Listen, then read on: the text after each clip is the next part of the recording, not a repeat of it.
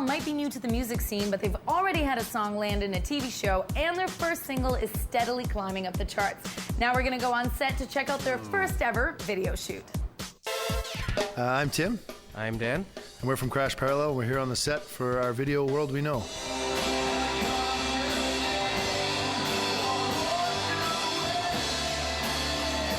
In only 8 weeks, Crash Parallel reached the top 25 of the Hot AC charts. Now they're shooting the video for their debut single, World We Know, an environmental call to action. One of the big things is bringing it to the conscious forum, which is when people are now paying attention to the fact that there is a reality out there that we all need to do something about.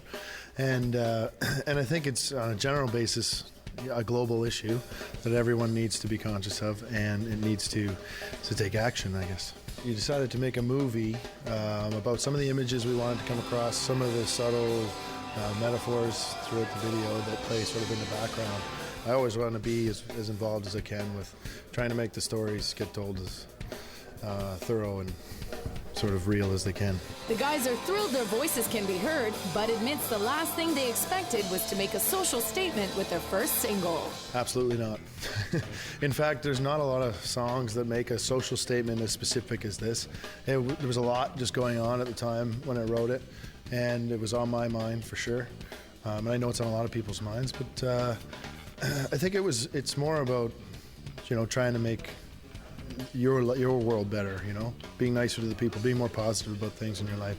And really, what are you waiting for? Like, it's not going to get any better unless you make it that way. So the rest of the songs were really kind of more based around misery, and the joke was that I needed to get another girlfriend to break my heart so that I'd stop writing about environmental issues, which is pretty funny, but yeah. Although Crash Parallel's career is on the rise, it wasn't always smooth sailing for lead singer Tim. About 5 years ago, he found himself in a rut, working all night at a bar and sleeping all day. I think more than music, I wanted to take life seriously too. But it's a culture, right? You get sucked in and it becomes your family, and the first thing we did when we started a shift was a shot of Jack Daniels, and it was like this whole family environment, and you had cash from tips every night, so you just kind of lived on this roll, this big snowball, and it is a weird culture, and I wanted to explore it in the song. I actually wrote it, that particular song is called Rain Delays, which I think is going to be the second single, so you can look for that sometime around May or July. But yeah, that was, it was a weird time in my life. I call it the rain delay of my life. That's why the name of the song comes from. But yeah, I mean, it was fun, and it's just, there comes a time where you either get out or you become a lifer, and I think we wanted to got it at the right time. Yeah, and everything kind of worked out with this band, timing-wise, and that's where we took it from there.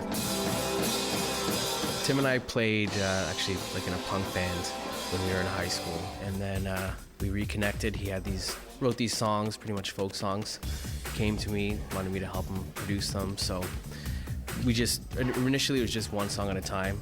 We didn't really think about necessarily forming a band, but then before we knew it, we had 3, 4, 5 songs, and then realized we were onto something. There's no strict formula.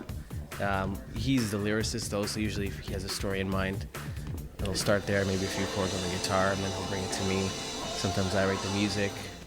He tries to write something to it. Yeah, I think it's really, really mood-based. What we try to do is create that mood first to tell the story, so that the lyrics match the music. And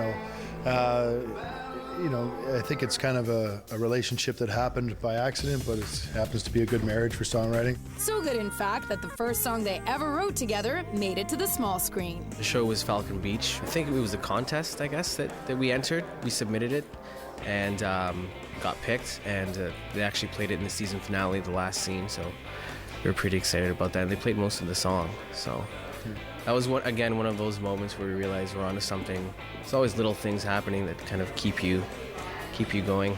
So it's pretty special. It was weird. They think they showed it.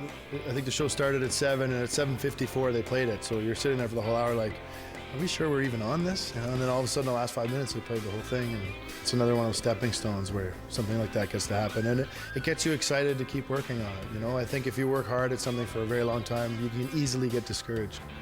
So, so far we've been lucky.